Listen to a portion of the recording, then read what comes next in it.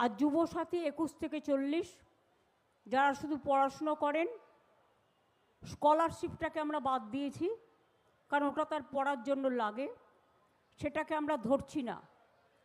বাদবাকি অন্য কোনো স্কিম না পেয়ে থাকলে তারা সকলেই, আমরা বলেছিলাম 1 এপ্রিল থেকে টাকাটা তাদের অ্যাকাউন্টে যাবে। কিন্তু কালকে আন্তর্জাতিক মহিলা দিবস আছে, তার উপহার হিসেবে আমরা 1 এপ্রিলটা একটু চেঞ্জ করে আজ থেকেই তাদের অ্যাকাউন্টে টাকা যাবে।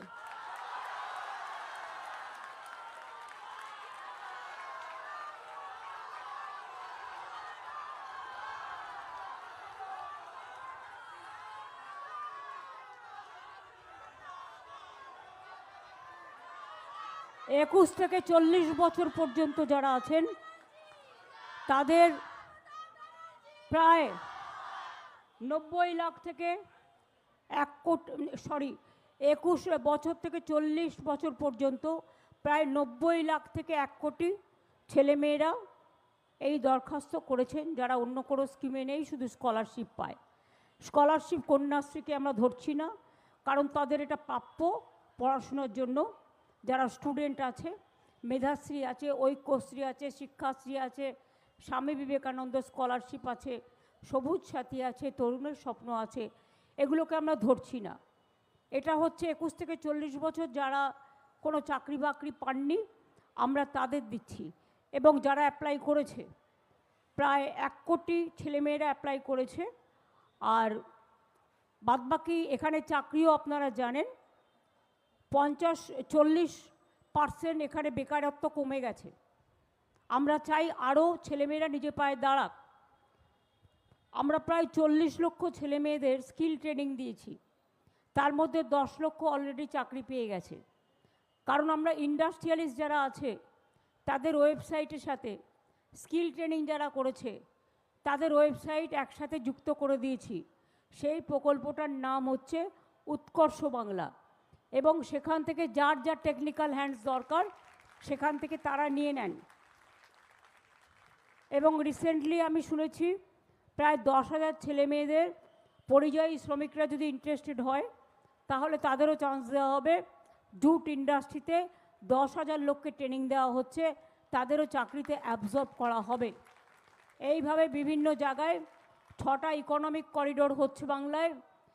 তাছাড়াও 1600 মেগাওয়াটের শালবনীতে 2টো বড় বড় পাওয়ার প্ল্যান্ট, কিছুদিন আগে 800 হয়েছে, আবার একটা 800-র জন্য জমি দেওয়া হয়েছে।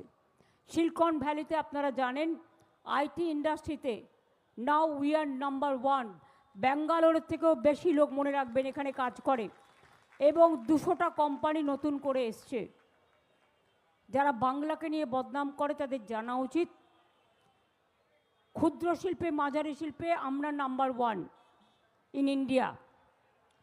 স্কিল ইন্ডাস্ট্রিতে আমরা নাম্বার 1। ক্ষুদ্র শিল্পে আমাদের প্রায় চাকরি করে 1.5 কোটি মানুষ। বাংলায় লেদার হাব বানতলায় 7.5 লক্ষ লোক চাকরি করে। সারা ভারতবর্ষের সব ইউনিট এখানে চলে এসেছে। জরি শিল্প বলুন, স্বর্ণ শিল্প বলুন, ক্যাথা শিল্প বলুন, প্রায় 35টা আমরা জিআই ট্যাগ পেয়েছি।